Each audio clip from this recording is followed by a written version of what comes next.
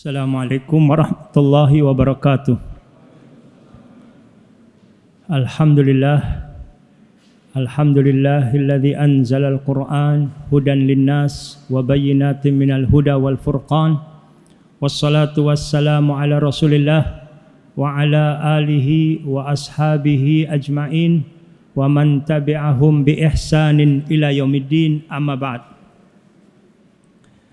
Jamaah sekalian, pada selepas maghrib ini saya akan menyampaikan satu kisah sahabat yang mulia, yaitu Salman Al-Farisi radhiyallahu anhu. Kisah biografi beliau ini banyak dimuat dalam kitab-kitab sejarah, kitab biografi. Di antaranya ada satu kitab yang sudah diterjemahkan, yaitu berjudul Ensiklopedi Sahabat 3 jilid, disusun oleh Syekh Mahmud Al-Misri, seorang ulama muda dari Mesir yang masih hidup sampai sekarang. Mungkin banyak di antara kita juga yang sudah mengetahui kisah beliau, tidak mengapa untuk kita ulang kembali, untuk kemudian kita juga berpetik hikmah dan pelajaran dari kisah beliau ini. Beliau berasal dari negeri Persia, sekarang ini Iran, dari anak seorang kaya. Kemudian ayah Salman juga seorang pejabat. Ayah dan keluarga Salman ini beragama Majusi, penyembah api. Bahkan Salman mendapatkan tugas di rumahnya juga untuk selalu memperhatikan api agar selalu menyala dan tidak sampai padam. Salman waktu itu masih remaja. Ayahnya juga memiliki bisnis, properti dan kebun. Suatu hari karena kesibukan ayahnya, ayah Salman ini memerintahkan Salman untuk pergi ke kebun ayah, menyelesaikan tugas-tugas di kebun. Salman berangkat. Dalam perjalanan beliau melewati satu tempat peribadatan bagi agama lain, yaitu agama Nasrani. Salman melihat, mendengar suara, maka Salman punya perasaan ingin tahu, masuk ke dalam dan melihat. Dan Salman merasa kagum dengan peribadatan mereka dan mengatakan dalam hati, ibadah mereka ini lebih baik daripada ibadah kami. Salman sampai menunggu di sana melihat, bertanya kepada pengurus di sana, dari mana asalnya agama ini? Lalu dijawab dari negeri Syam. Negeri Syam ini sekarang meliputi Palestina, Yordania, kemudian Suriah, Lebanon ya. Sampai maghrib Salman di sana. Setelah maghrib baru Salman teringat dia harus segera pulang. Akhirnya tidak sempat melaksanakan tugas dari ayahnya. Sedangkan si ayah di rumah pun sudah panik, memerintahkan anak buahnya untuk mencari Salman karena belum pulang. Sampai Salman datang, ditanya dari mana kamu? Salman menjawab dengan jujur. Ini satu pelajaran bagi kita ya. Bagaimana orang tua berusaha mendidik anak untuk jujur. Dan seringkali kita sendiri sebagai orang tua yang menjadikan anak, mendidik anak akhirnya senang berdusta dan berbohong. Karena kalau dijawab jujur kita marah, bahkan mungkin juga memukul. Akhirnya anak berpikiran, daripada saya jawab jujur nanti ayah marah, saya dipukul, akhirnya saya berdusta. Tapi kalau si ayah mendidik anak, terbiasa anak itu untuk jujur meskipun salah, maka orang tua sabar dan berusaha membimbing, meluruskan, itu lebih baik daripada sikap seorang ayah yang keras dan kasar pada anak, yang akhirnya secara tidak langsung kita mendidik anak untuk menjadi pendusta. Kemudian Salman menceritakan pengalamannya Tapi si ayah mengatakan, peribadatan dari nenek moyang kami yang lebih baik. Salman menjawab, tidak ayah, mereka yang lebih baik. Akhirnya si ayah khawatir kalau Salman ini terpengaruh. Akhirnya Salman dikurung dalam rumah dengan diikat kaki dengan rantai besi kakinya. Jadi tidak bisa keluar rumah, tapi masih bisa bergerak dengan gerak yang terbatas. Akhirnya Salman mengutus utusan, mungkin pembantunya laki-laki gitu ya, untuk pergi ke tempat teman-temannya di sana, dan dalam surat itu pesan, kalau ada rombongan kafilah pedagang dari Syam datang ke kota kami, tolong beritahu saya. Sampai akhirnya datang rombongan dari Syam, maka teman-temannya yang dilihatnya di tempat peribadatan tersebut memberitahukan lewat pembantu Salman tadi. Salman diberitahu sudah datang. Salman menjawab, kalau mereka akan kembali ke Syam, beritahu saya mau ikut. Akhirnya diberitahu juga bahwa sudah saatnya mereka pulang ke negeri Syam, sudah selesai tujuannya di sini, maka Salman pun akhirnya kabur. Lari dari orang tuanya, meninggalkan kemewahan hidup untuk mencari kebenaran. Sampai di negeri Syam, bayangkan jauhnya ya, dari negeri Iran ke Damaskus misalnya ya, ataupun ke Palestina, ke Baitul Maqdis, tidak tahu persis saya ya datangnya, kemungkinannya ke Damaskus. Akhirnya dia belajar di sana. Sekian lamanya, pertama dia kecewakan mendapatkan guru yang tidak amanah dalam masalah keuangan. Guru ini meminta dana dari masyarakat, tapi dananya tidak diberikan kepada orang yang berhak, tetapi digunakan sendiri. Salman melihat, tapi tidak punya keberanian saat itu untuk menyampaikan. Ketika gurunya meninggal, baru dia sampaikan kepada murid-muridnya bahwa guru tersebut orang yang tidak amanat. Ini pelajaran bagi kita juga. Bahkan Nabi SAW bersabda, setiap umat ini memiliki fitnah, dan fitnah umatku adalah al-mal, harta. Sehingga bagi kita pribadi harus lebih hati-hati dari mana harta didapat dan untuk apa harta dikeluarkan. Semuanya akan diminta pertanggungjawaban. Dan apabila kita juga diamanati hal-hal yang berhubungan dengan masalah harta, kita berusaha untuk menjadi orang yang amanat, menjaga. Termasuk sifat orang beriman adalah orang yang amanat. Termasuk sifat orang munafik adalah orang yang khianat. Saya memiliki seorang guru, pernah sekitar 20 tahun yang lalu, ketika beliau hendak beli sound system masjid, speaker masjid di Jakarta, masuk toko, keluar toko, hanya nanya harga, tidak beli-beli. Sampai saya merasa lelah sekali, kok enggak cepat beli aja gitu kan. Dia mengajarkan, dia mengatakan, wahai Farid, ini amanat. Saya harus cari barang yang terbaik dan yang termurah, karena ini bukan milik kami. Tapi kalau saya mau beli barang pribadi, nggak ada masalah. Kita langsung beli dan lain sebagainya, uang pribadi. Tapi ini urusan umat, kita harus lebih hati-hati. Beliau mengajarkan juga, apabila kita diamanati juga, misalnya kendaraan, dari kantor, tempat pekerjaan, dan lain sebagainya, harus dijaga, dirawat.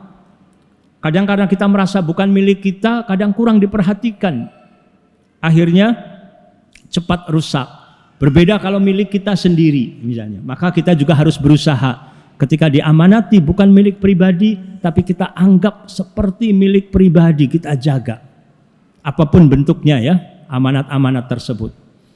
Kita kembali lagi kisah Salman. Akhirnya Salman mendapatkan guru yang baik. Sampai saat gurunya sakit, Salman bertanya, wahai guruku, apabila Anda meninggal dunia, kemana saya harus belajar? Gurunya mengatakan, sekarang sudah sulit untuk mendapatkan orang yang jujur, yang lurus pemahamannya, tidak menjadikan agama sebagai sarana untuk memperkaya diri dan mencari dunia. Tapi saya punya teman, ada di Mosul, namanya Fulan. Kalau saya meninggal dunia, Anda berangkat belajar di sana. Ketika gurunya meninggal, dia pergi lagi dari Damaskus atau dari Syam, pergi ke Mosul, ke Irak. Bayangkan perjalanan yang luar biasa jauhnya gitu ya.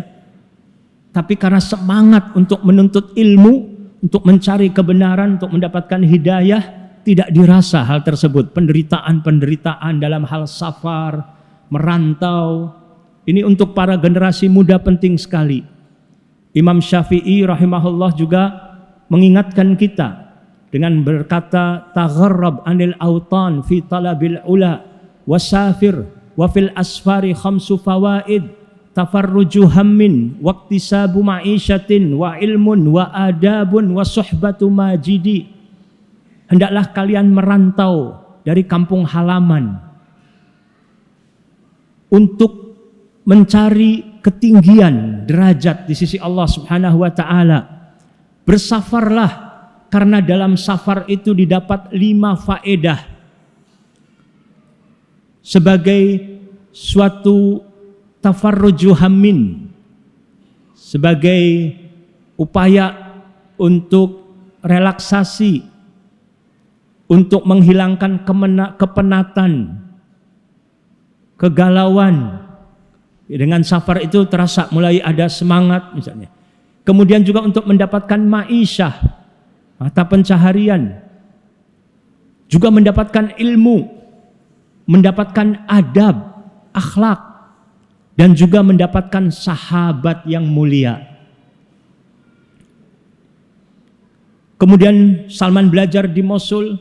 Ketika gurunya sakit, Salman merasa sudah dekat ajal gurunya, tanya lagi, kalau nanti Anda meninggal saya belajar dengan siapa? Gurunya mewasiatkan lagi untuk belajar dari suatu tempat di wilayah itu juga dekat gitu ya. Kemudian setelah gurunya meninggal, pindah ke tempat yang lain, belajar di sana. Ketika gurunya yang selanjutnya sakit mau meninggal juga ditanya oleh Salman, kalau Anda meninggal saya belajar kemana?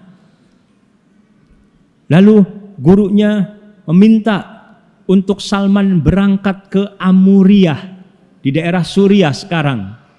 Jauh lagi perjalanan. Ketika gurunya meninggal, berangkat lagi ke Amuriyah. Ini luar biasa ya, pencarian untuk mendapatkan hidayah dan kebenaran. Di Amuriyah Salman belajar sambil bekerja. Salman merasa perlu untuk mendapatkan penghasilan secara mandiri. Sampai akhirnya Salman memiliki harta berupa kambing, berupa sapi yang banyak. Sampai ketika gurunya sakit di Amuriyah, tanya lagi, kalau Anda meninggal saya belajar ke siapa? Gurunya mengatakan, sekarang sudah langka. Saya sudah tidak mengetahui lagi orang yang bisa saya rekomendasikan. Tetapi dalam kitab suci kami dapatkan informasi dan berita akan datang Nabi akhir zaman dari negeri Arab. Nanti Nabi itu akan hijrah ke suatu daerah yang banyak pohon kurmanya di sana.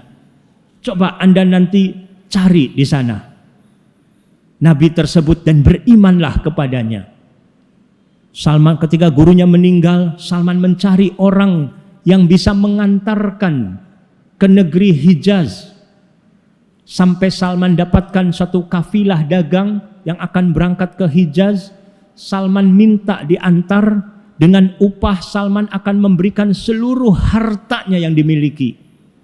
Kambing dan unta dan sapinya itu diberikan kepada mereka asalkan dia diantarkan ke negeri Hijaz. Luar biasa. Pengorbanan, mengeluarkan harta untuk menuntut ilmu, untuk mendapatkan hidayah. Ini penting sekali bagi para anak-anak yang memiliki orang tua yang alhamdulillah masih sanggup untuk menyekolahkan anak, maka tidak ada beban bagi anak untuk mencari biaya untuk belajar. Alhamdulillah memiliki orang tua yang bekerja keras, maka hendaklah amanat ini dijaga dengan belajar yang sungguh-sungguh. Jangan bermalas-malasan. Kemudian juga bagi orang tua juga insya Allah ajar ganjaran yang diberikan ketika dia mengeluarkan hartanya untuk anaknya belajar, untuk biaya sekolah, itu juga insya Allah ajarnya juga besar, manfaatnya besar. Ya. Bahkan insya Allah salah satu penyebab seorang mendapatkan rizki dari Allah ketika dia juga menginfakkan hartanya di jalan kebaikan. Walaupun mungkin bukan anak kandungnya sendiri, tapi keponakannya atau anak yatim yang dia biayai, maka Allah akan menggantinya juga dengan rizki insya Allah yang berkah dan berlimpah. Ada dua kakak beradik di zaman Nabi SAW, yang satu hanya belajar agama, yang satu bekerja mencari nafkah dan membiayai orang yang belajar agama. Tapi suatu hari mungkin dia sudah merasa letih. Dia mengadu kepada Nabi SAW, "Ya Rasulullah, saya sudah letih bekerja, tapi saudara kandung saya ini hanya belajar saja. Saya yang memberikan infak, nafkah untuknya." Nabi SAW mengatakan, "La'allaka turzaku bihi." Boleh jadi engkau diberi rizki oleh Allah dengan sebab saudara kandungmu tadi yang belajar, yang kamu berikan hartanya supaya dia bisa fokus belajar.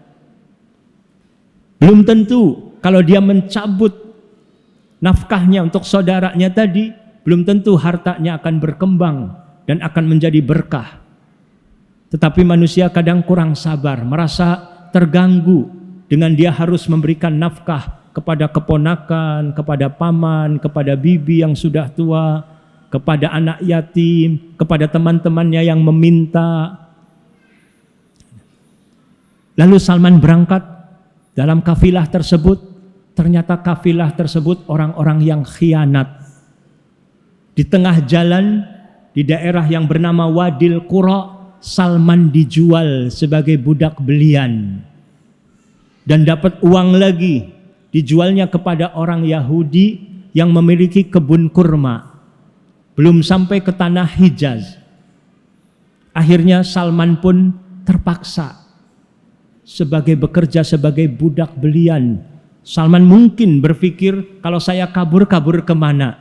Saya punya tujuan dalam hidup, ingin sampai ke negeri Hijaz, bertemu dengan Rasulullah SAW, beriman kepadanya. Tapi saya belum dapat informasi, maka sambil saya bekerja keras, sekarang sebagai budak musibah, tapi saya tunggu barangkali ada jalan pertolongan dari Allah nanti. Suatu hari datang kerabat dari Yahudi pemilik kebun tadi, majikan Salman, datang kerabat dari Madinah, dari Bani Quraidah, datang bertamu melihat Salman berbadan kekar, kuat, tenaganya masih muda. Akhirnya dibeli Salman oleh Yahudi Madinah. Dibawalah pergi ke Madinah. Sampai di kota Madinah, Salman merasa inilah barangkali kota yang dijanjikan. Rasulullah SAW akan hijrah ke sini karena banyak sekali pohon kurma. Tapi Salman belum memastikan. Suatu hari Salman sedang naik pohon kurma, sedang memetik kurma. Majikan Salman di bawah pohon. Ada temannya atau kerabatnya datang dengan memberitahu bahwa ada kecelakaan besar. Orang-orang dari Bani Qilah, maksudnya orang-orang Ansor ya, dari suku Aus dan Khazraj, mereka sudah bersatu. Mereka sedang datang pergi ke Kuba untuk menyambut Nabi akhir zaman. Menurut mereka ada seorang yang mengaku sebagai Rasul. Salman mendengar informasi tadi, bergetar tubuhnya karena saking gembiranya mendengar berita tersebut, hampir jatuh dari pohon. Kalau jatuh mengenai majikannya, dia segera meluncur turun sambil ingin tahu lagi, apa tadi yang kamu katakan? Tolong ulangi. Salman dipukul oleh majikannya, ditempeleng. Kurang ajar kamu, nggak boleh ikut urusan kami. Kamu adalah seorang budak. Sana pergi, lanjutkan pekerjaanmu. Salman mengatakan, saya hanya ingin tahu saja, ingin menegaskan apa yang saya dengar. Tapi Salman tidak salah dengar. Akhirnya di waktu luang Salman, gurunya yang di Amuriah sempat memberitahu, ciri Nabi akhir zaman ini ada beliau ini tidak menerima sedekah, tapi menerima hadiah. Dan ada tanda kenabian di antara dua pundaknya ini, di punggungnya. Maka Salman ingin mengetes. Ketika di waktu luang Salman mengumpulkan makanan milik Salman pribadi, kurma, dibawanya ke Kuba. Bertemu dengan Rasulullah SAW dan mengatakan, wahai Tuan, ini adalah sedekah untuk Anda. Rasulullah SAW memanggil sahabat-sahabatnya untuk memakan sedekah tersebut, tapi Nabi SAW tidak ikut makan. Salman mengatakan, ini tanda yang pertama. Tapi saya belum tahu tanda yang berikutnya, belum memastikan. Ketika Nabi SAW sudah ke Madinah, Salman di suatu hari, di suatu waktu, membawa lagi makanan. Menemui Nabi SAW, mengatakan, ini hadiah untuk Anda. Nabi SAW memanggil sahabat-sahabatnya untuk memakan makanan tersebut, dan Nabi SAW ikut makan bersama sahabat. Oh, kalau hadiah, beliau menerima. Ya. Perbedaannya apa antara sedekah dengan hadiah? Sedekah itu suatu harta yang dikeluarkan dalam rangka mendekatkan diri kepada Allah, kepada orang yang membutuhkan. Bisa berupa zakat ataupun selain zakat. Tapi kalau hadiah, tidak mesti kepada orang yang membutuhkan, tidak mesti kepada orang miskin, tetapi juga kepada orang kaya sekalipun, hadiah tidak jadi masalah. Dalam rangka untuk mendekatkan diri, lebih mengakrabkan misalnya. Nabi SAW menerima hadiah. Di satu waktu Salman pun mencari Rasulullah SAW, melihat Nabi SAW berada di Baqi, sedang menguburkan salah satu sahabat. Salman berusaha melihat tanda kenabian dari tubuh Nabi SAW. Nabi sepertinya memperhatikan Salman sedang memperhatikan beliau. Maka beliau melepaskan selendangnya dan memperlihatkan bagian di belakang tubuhnya tersebut, dan benar dilihat ada tanda kenabian. Maka Salman Al-Farisi segera memeluk Nabi SAW, menangis dan menyatakan 2 kalimat syahadat dan menceritakan pengalaman hidupnya. Nabi SAW meminta sahabat untuk ikut mendengarkan pengalaman hidup Salman ini. Salman tidak ikut perang Badar, tidak ikut perang Uhud, karena masih berstatus sebagai budak di Madinah. Lalu Nabi SAW mengusulkan kepada Salman untuk memerdekakan dirinya dari majikannya dengan membayar sejumlah harta. Maka Salman menyampaikan niat untuk memerdekakan diri kepada majikannya.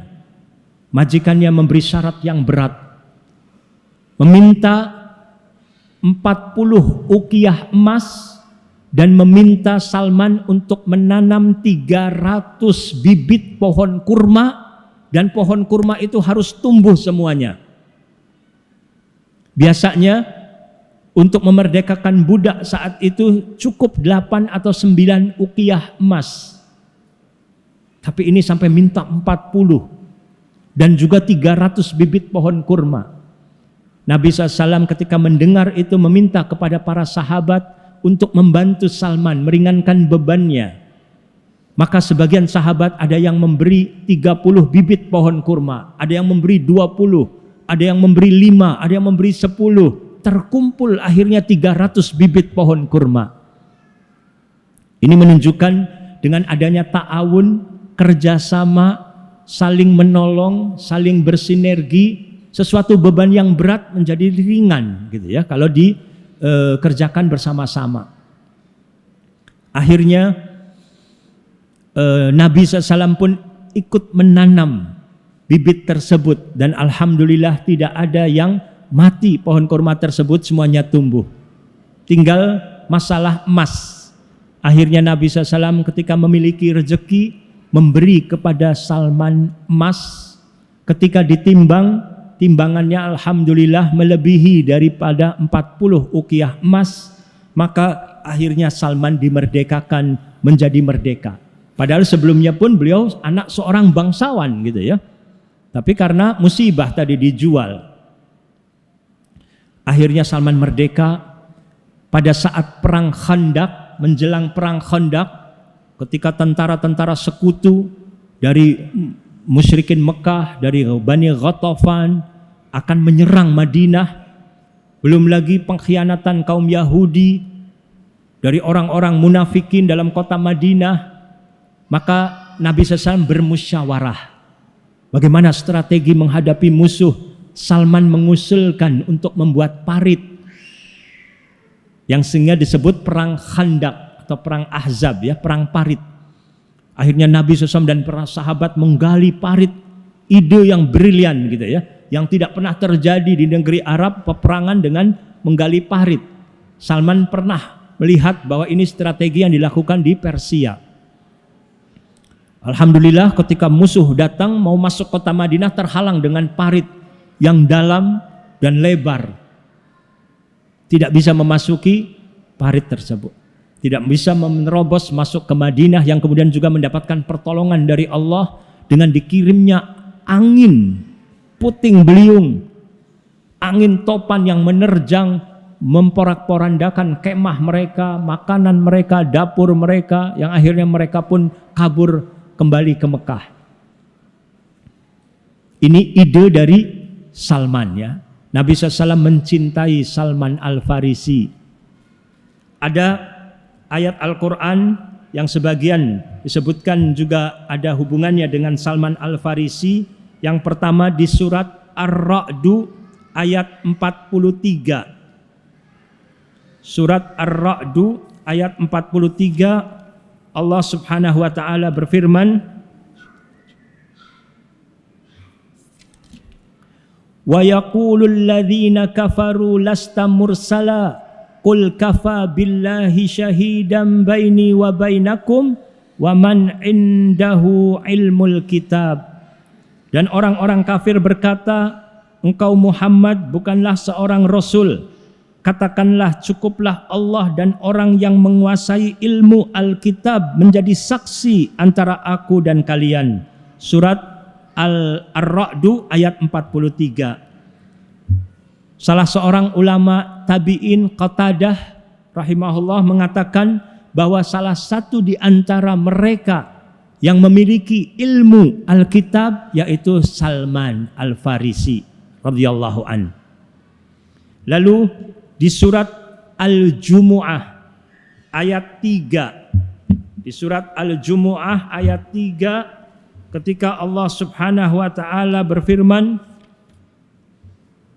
wa akharina minhum lamma yalhaqu bihim wa huwal azizul hakim.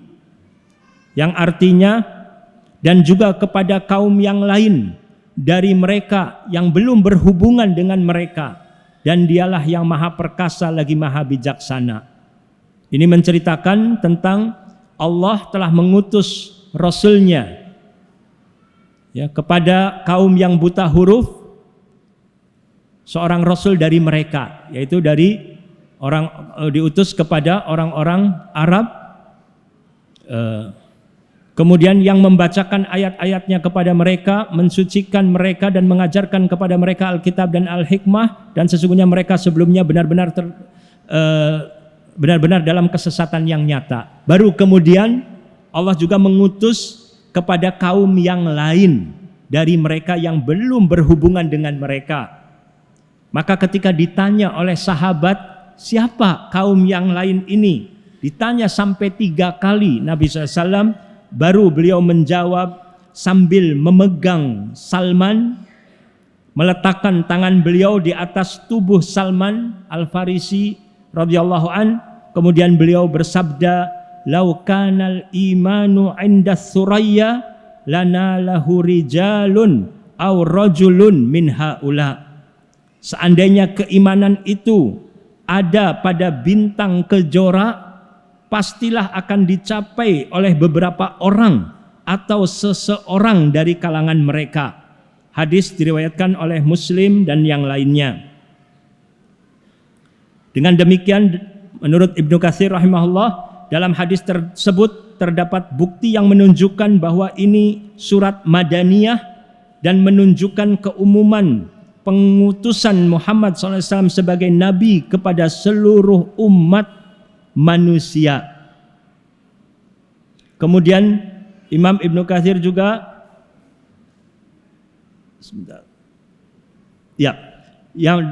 dan juga kepada kaum yang lain dari mereka yang belum berhubungan dengan mereka, maksudnya kaum ini adalah orang-orang Persia. Oleh karena itu Rasulullah SAW mengirimkan surat ke Persia, Romawi dan umat-umat lainnya. Beliau menyeru kepada mereka untuk menempuh jalan Allah serta mengikuti apa yang dibawanya. Dan termasuk Salman adalah salah satu di antara mereka dari selain orang Arab yang benar-benar mencari kebenaran, mencari keimanan. Orang-orang yang bersungguh-sungguh mencari jalan Allah ini, Allah akan memberikan hidayah. Walladzina jahadu fina lanahdiyannahum subulana. Sebagaimana terdapat dalam surat Al-Ankabut. Ya. Salman radhiyallahu anhu berjuang bersama Rasulullah SAW, dan ketika Nabi SAW wafat, Nabi ridha kepada Salman. Salman dipersaudarakan oleh Nabi SAW dengan Abu Darda radhiyallahu an. Luar biasa persahabatannya. Mereka saling menasehati, saling mengingatkan.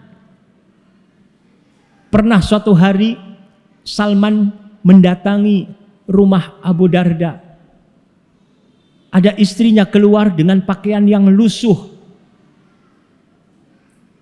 Salman bertanya, "Mengapa kamu begini?"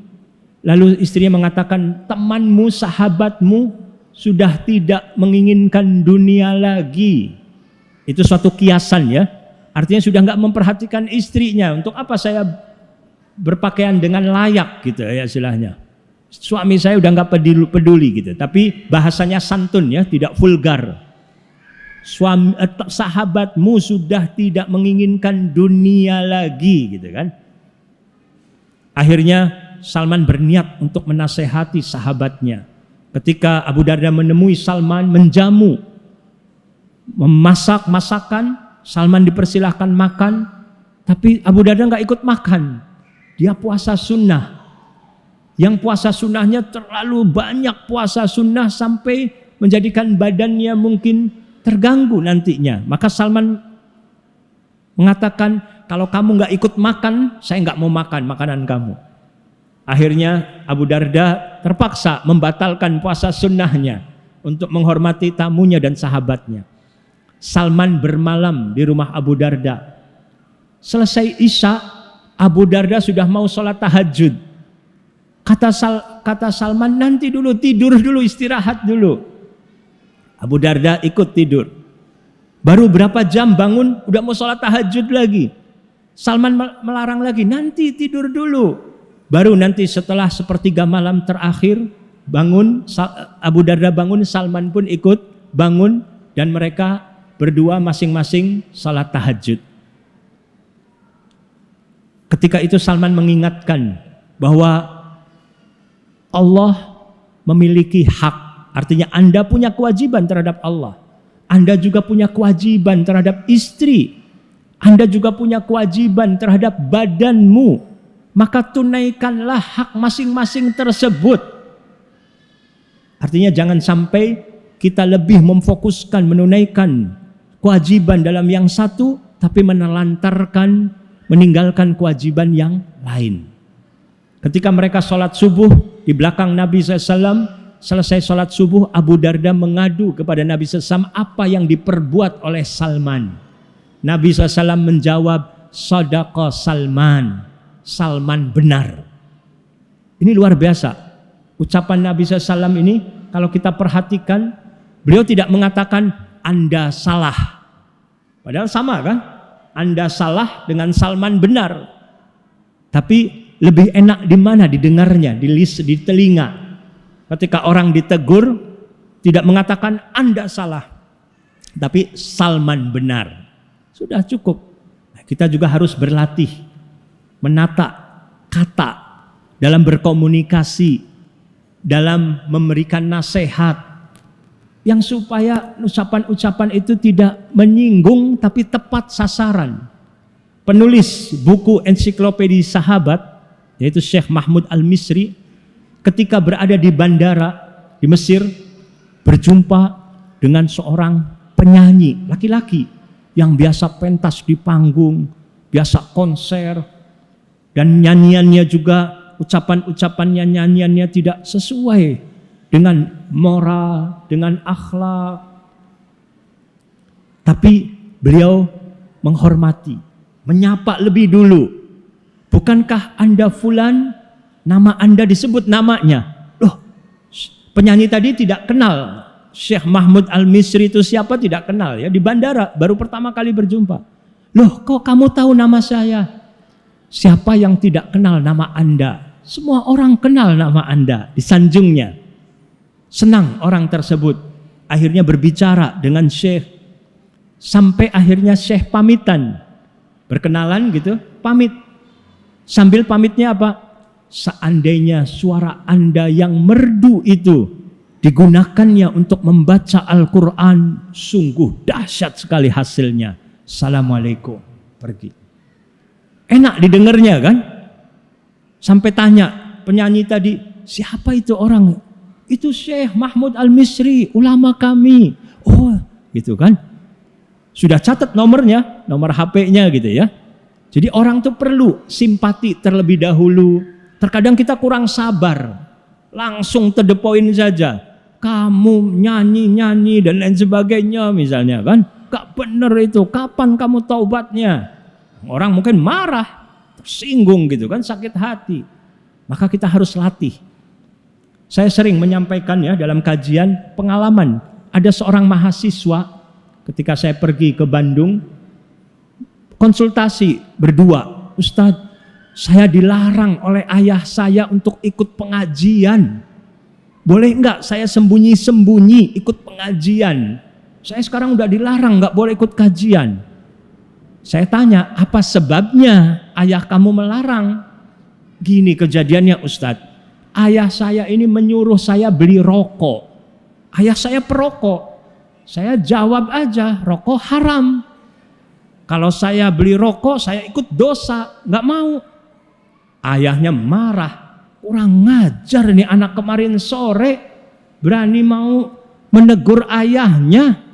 Ini gara-gara suka ikut pengajian ini berarti. Nah ini yang disalahkan akhirnya ustadznya. Padahal ustadznya nggak pernah ngajarkan seperti itu kan. Teorinya benar, tapi cara mengungkapkannya yang salah. Karena ada pengalaman yang hampir sama, seorang anak muda disuruh ayahnya di kota lain, suruh beli rokok. Si anak ini menjawab, wahai ayah, merupakan suatu kehormatan bagi saya disuruh oleh ayah.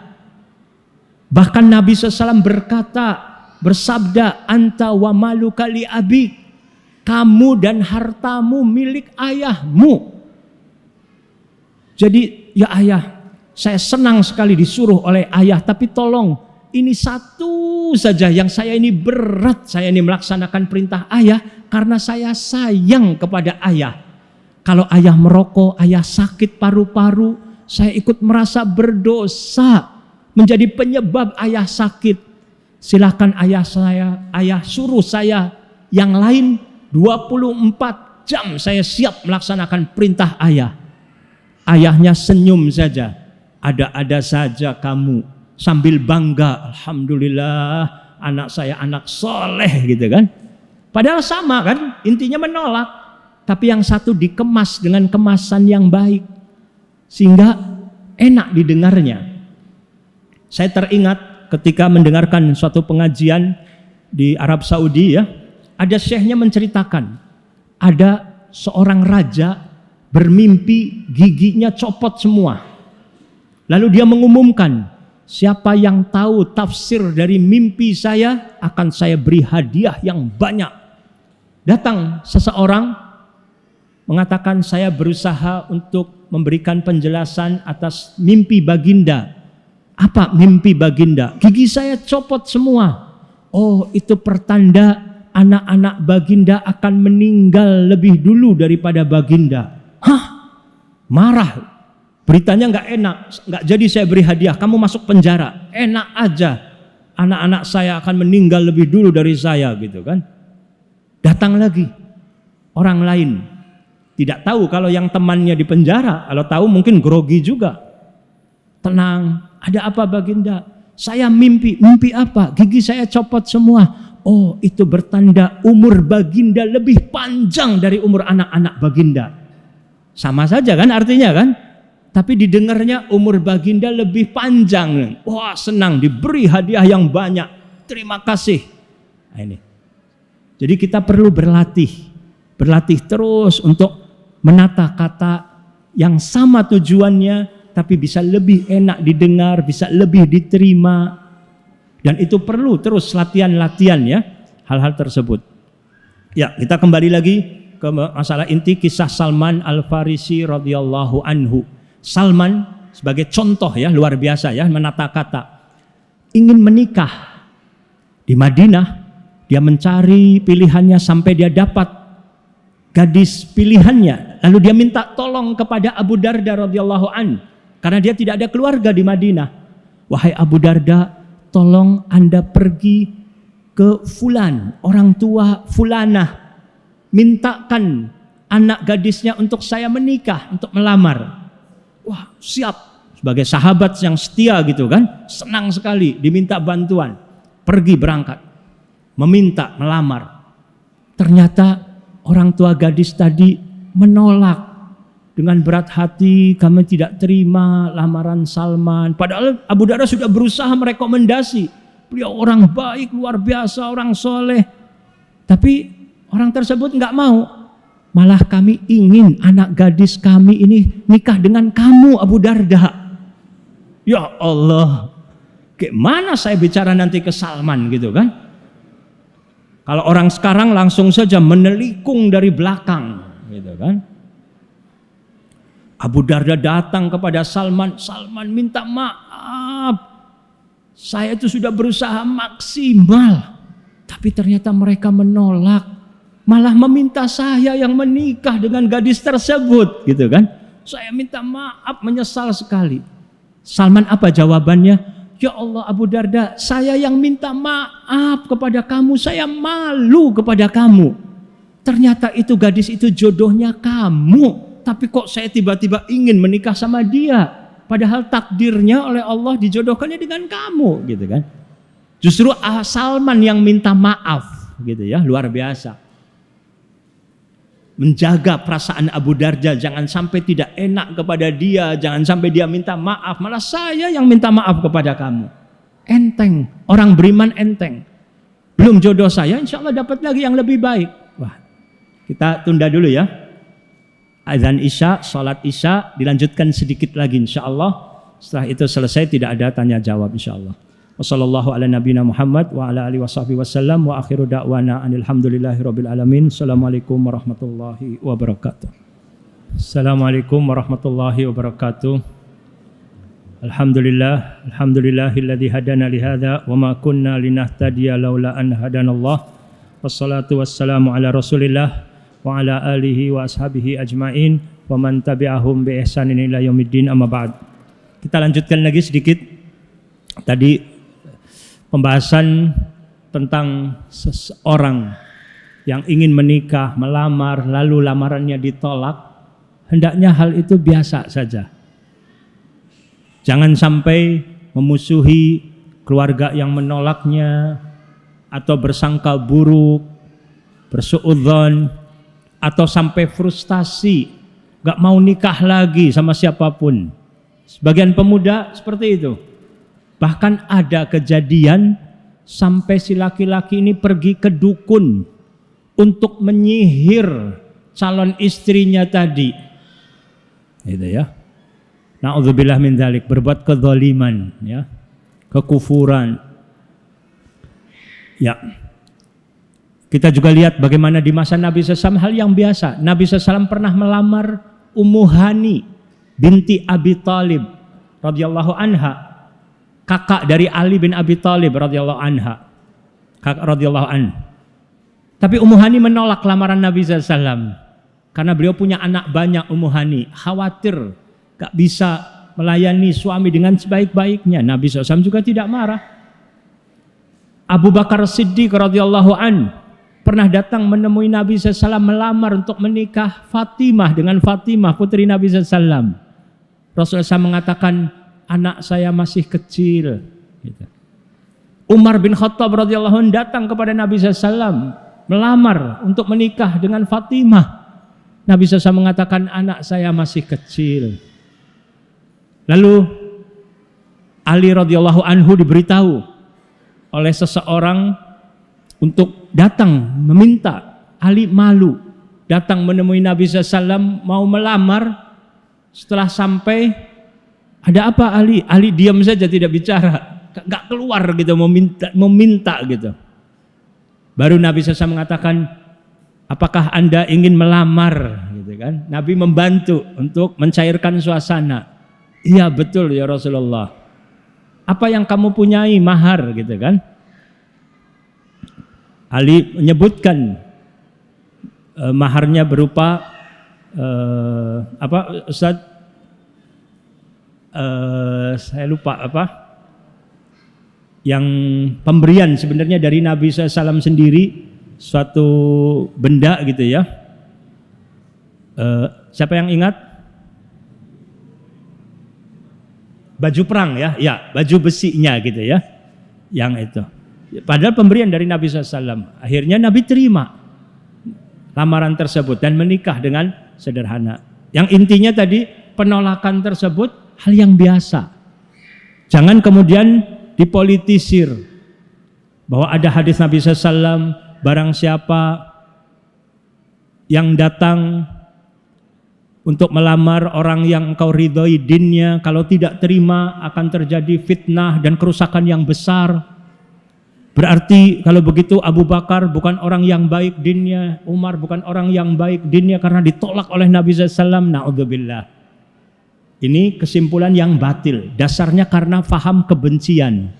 Sudah ada kebencian lebih dulu sehingga selalu yang lain itu ditafsirkannya dengan tafsiran yang negatif dan fahamnya faham kebencian. Tapi kalau kita kepada sahabat itu husnudzon terlebih dahulu, maka akan hati kita insya Allah bersih. Setiap diri kita terus banyak berdoa, Rabbana gfir lana wa li ikhwanina alladhina sabaquna bil iman wa la taj'al fi qulubina ghillal lil ladzina amanu rabbana innaka raufur rahim. Supaya hilangkan ghil, rasa dendam, ganjelan, sakit hati, kebencian kepada sesama orang beriman. Ya, kita lanjutkan lagi. Masalah lain masih ada beberapa ya. Ali radhiyallahu anhu mengatakan, Salman minna min ahlil bait. Salman dari kami, dari ahlil bait. Adapun riwayat yang marfu kepada Nabi SAW, riwayatnya lemah menurut para ahli hadis. Tapi yang sahih mauquf kepada Ali radhiyallahu anhu. Meskipun mauquf tadi bukan berarti ahlil bait berarti jadi mahram dengan istri dari Ali radhiyallahu an, misalnya Fatimah putri Nabi SAW radhiyallahu anha, bukan berarti demikian. Karena ada juga riwayat yang tidak ada sanadnya, riwayat yang dusta, menceritakan setelah Nabi SAW wafat, Salman bertemu dengan Ali radhiyallahu an. Lalu Ali mengatakan, Salman, kemana aja kamu? Apakah kamu bersikap kaku kepada kami? Wah, tidak, wahai Habibi, gitu. Lalu Ali mengatakan, hendaknya kamu pergi ke rumah Fatimah. Fatimah kangen kepada kamu, rindu kepada kamu. Itu riwayat yang dusta. Lalu Salman datang, pergi ke rumah Fatimah tanpa ditemani oleh Ali. Lalu Fatimah saat itu sedang duduk atau berbaring, yang apabila pakaiannya ditutupkan ke kepalanya, betisnya terlihat. Apabila betisnya ditutup, rambutnya terlihat. Ini juga suatu riwayat yang dusta, yang kemudian Salman mengatakan, memanggil Fatimah radhiyallahu anha dengan bahasa habibati, kekasihku, gitu ya. Ini riwayat-riwayat yang dusta. Ada juga riwayat-riwayat lain ya tentang Salman mau menikah dengan putri Umar bin Khattab radhiyallahu anhu dan seterusnya lalu ditolak, itu perlu lagi diteliti lagi. Jadi para generasi muda ini sekarang tentu PR-nya berat, perlu banyak untuk penyaringan, seleksi dalam masalah sejarah dan juga memberikan penjelasan dengan penjelasan yang benar. Umat membutuhkan. Kemudian kelanjutannya lagi, Ali radhiyallahu anhu memuji Salman Al-Farisi radhiyallahu anhu bahwa Salman ini seperti Luqmanul Hakim, orang yang bijaksana. Sedikit berbicaranya, tapi kalau berbicara penuh dengan hikmah. Kita juga renungan bagi kita untuk tidak mudah banyak berbicara, tapi berbicaranya yang khawatir terjerumus kepada ghibah, namimah misalnya ya, memperolok-olok dan lain sebagainya. Al-Imam Ibnul Qayyim mengingatkan rahimahullah, apabila Anda hendak berbicara, pikirkan terlebih dahulu apakah bicara Anda ini bermanfaat untuk din dan dunia atau tidak. Kalau tidak, berhenti, tutup. Kalau bermanfaat, pikirkan lagi, ada kata-kata yang lebih bermanfaat lagi atau tidak dari kata-kata yang akan Anda keluarkan. Berarti kita harus benar-benar berpikir ekstra sebelum berbicara, tidak hanya apa yang ada di benak langsung kita keluarkan. Salman radhiyallahu anhu meskipun sedikit berbicara, bukan berarti beliau itu seorang yang ketus misalnya ya, bermuka masam, tidak, beliau juga ramah. Bahkan terkadang suka bercanda terkadang. Tapi bercandanya bukan bercanda yang menyinggung, menyakiti orang lain. Diceritakan oleh para ahli sejarah bercandanya Salman. Ada 2 tamu datang ke rumah Salman. Salman mengatakan, kalau bukan karena Nabi SAW melarang untuk memaksakan diri berlebih-lebihan dalam menjamu tamu, tentu saya akan lakukan. Nabi SAW melarang takalluf ya, berlebih-lebihan memaksakan diri. Salman menjamu tamunya dengan membawakan roti dan garam. Roti dan garam saja. Karena yang ada saat itu roti dan garam.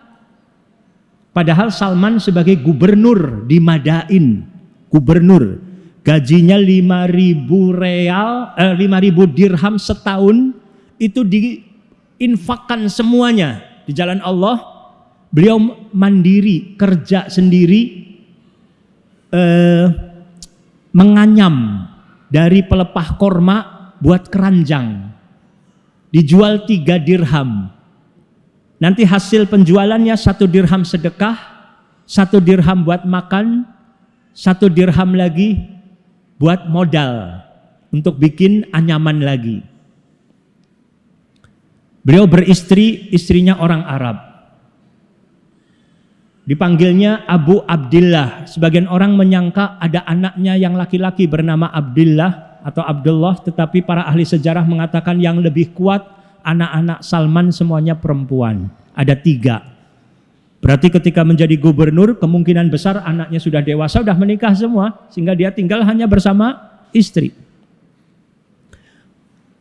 Salman menjamu makan roti dan garam. Ada salah satu tamunya ini, teman dengan Salman gitu ya, mengatakan, kalau seandainya ada za'tar, lebih enak lagi ini. Kalau bahasa kitanya sih lebih zen, lebih ajib gitu ya. Kalau ada za'tar. Za'tar itu rempah-rempah yang dicampur, nanti ada minyak zaitun gitu ya. Ada juga wijennya, sehingga kalau dimakan dengan roti itu akan nambah lezat gitu ya. Tamunya berkomentar, seandainya ada za'tar tentu lebih enak. Salman meninggalkan majelis itu sebentar. Dikira oleh tamunya mau ke dapur ambil za'tar. Ternyata di rumah nggak ada za'tar. Dan Salman lagi nggak punya uang cash untuk beli za'tar. Beliau ambil panci yang biasa digunakan untuk berwudu, pergi ke warung tanpa sepengetahuan tamu. Karena za'tar tidak mahal harganya, jadi tidak termasuk berlebih-lebihan. Dia ingin menjamu tamunya. Dia beli za'tar hutang. Ini jaminannya panci saya. Nanti besok atau lusa saya bayar, saya ambil lagi pancinya. Oh ya sudah. Bawa za'tar, kasih tamunya. Tamunya senang makan dengan lahap. Biasanya tamunya di rumah makannya mungkin roti, daging gitu ya. Jadi merasa saat itu makan yang sangat sederhana sekali, zuhud sekali makannya. Selesai makan, tamunya tadi yang minta za'tar, alhamdulillah saya bersyukur kepada Allah yang dijadikan saya ini qanaah, menerima, puas, bersyukur atas rezeki yang Allah berikan kepada saya. Sudah merasa luar biasa zuhudnya. Salman mengatakan, kalau kamu qanaah, itu panci saya tidak jadikan jaminan di warung. Tapi Salman tidak marah gitu ya. Sebagai bentuk candaan sesama teman. Cuman mungkin teman merasa, wah berarti saya salah tadi ya. Nggak perlu, kalau kadang kita suka lupa bertamu, ini ada kecap enggak ya? Ada sambal enggak ini katanya. Mungkin tamunya nggak punya kecap, kehabisan sambal, bingung gitu kan. Bilangnya. Walaupun insya Allah tuan rumah pun memaklumi ya, mudah-mudahan kalau tamu mengatakan demikian. Tapi usahakan kita tidak merepotkan tuan rumah, tidak membebani. Benar-benar qanaah gitu ya, misalnya bersyukur. Ya ala kulli hal, ini akhlak yang harus kita teladani, hal-hal yang demikian ya. Kita belajar sejarah bukan cuma sekedar untuk hiburan, tapi bagaimana untuk kita praktekkan dalam kehidupan sehari-hari. Kemudian masih kisah lucu lagi, ada 2 tamu datang ke rumah Salman. Mengatakan saya dari rumah Abu Darda. Salman bilang, ada titipan enggak dari Abu Darda untuk saya? Enggak ada tuh, gitu kan? Enggak ada. Biasanya setiap orang yang dari rumah Abu Darda ke rumah saya bawa titipan. Enggak. Tapi enggak apa-apa, Anda butuh apa? Saya akan belikan. Enggak, saya enggak butuh dari kamu, saya butuhnya dari Abu Darda. Bener enggak ngasih titipan? Tidak, tadi saya mau ke sini hanya beliau titip salam. Ya itu yang saya tunggu-tunggu, salam dari beliau. Nah, ini sekedar contoh ya. Artinya ada suasana cair, suasana segar. Walaupun beliau seorang pendiam gitu kan. Kadang kita suka salah paham kalau sudah hijrah, sudah ngaji, seolah-olah serius, nggak ada bercandanya sama istri, sama anak, sama teman gitu ya. Nah, ini. Ya. Terakhir kisah tawadhu'nya Salman radhiyallahu an ketika diutus oleh Khalifah Umar radhiyallahu anhu untuk jadi gubernur di Madain. Umar tulis surat kepada penduduk Madain, kepada tokoh-tokoh masyarakat. Nanti akan datang seorang sahabat Salman yang akan jadi gubernur kalian, taatilah dia. Para tokoh ini ingin menyambut gubernur mereka sampai ke perbatasan. Lalu lewatlah Salman naik keledai. Orang nggak menyangka kalau beliau itu Salman dan gubernur. Pakaiannya juga pakaiannya biasa saja, tidak menampilkan pakaian seorang pejabat pembesar. Sehingga ketika lewat salam gitu, orang nggak nyangka, kok nggak datang-datang gubernurnya. Ditanya kepada orang yang lewat, mana gubernur kita ini yang baru? Loh tadi sih yang pakai keledai udah jalan di depan. Udah nggak tahu ternyata gitu kan. Itu diantara tawadhu Salman. Terakhir lagi maaf ya, Salman jadi gubernur di Madain, bayangkan ya. Orang semua sudah dengar Salman itu sahabat Nabi, luar biasa jasanya untuk Islam, dengar semua orang. Tapi nggak tahu, banyak yang tidak tahu bagaimana sih wajahnya Salman seperti apa, nggak paham, gitu kan? Ada seorang pemuda dari negeri Syam pergi ke Madain, dia seorang pedagang, belanja di pasar, belanjaannya banyak. Salman juga lagi ada di pasar, mungkin mau belanja untuk modal buat anyaman mungkin, saya tidak tahu. Lalu pemuda ini butuh kuli pasar, kuli panggul. Dilihat orang, kelihatan Salman, dia nggak paham itu gubernur, pakaiannya sederhana. Lalu, sini, ini bawain barang-barang saya, gitu. Gubernur Salman Al Farisi Dipanggil seperti gitu, sini bawakan ini. Salmannya bawa lagi. Nggak bilang saya gubernur, kurang ngajar, nggak sopan, ini kamu anak muda. Dibawa, dipanggul ke rumahnya dia. Sampai di jalan orang-orang, Assalamualaikum ya Amir gitu. Bingung nih anak mudanya nih. Amir gitu kan. Malah sebagian orang, kami aja yang bawa, kami yang bawa. Gitu. Nggak boleh Salman bawa. Enggak apa-apa, saya yang bawa. Akhirnya pemuda itu tanya ke orang, ini yang bawa barang saya siapa? Itu gubernur kami, Salman Al-Farisi. Ya Allah, maaf katanya.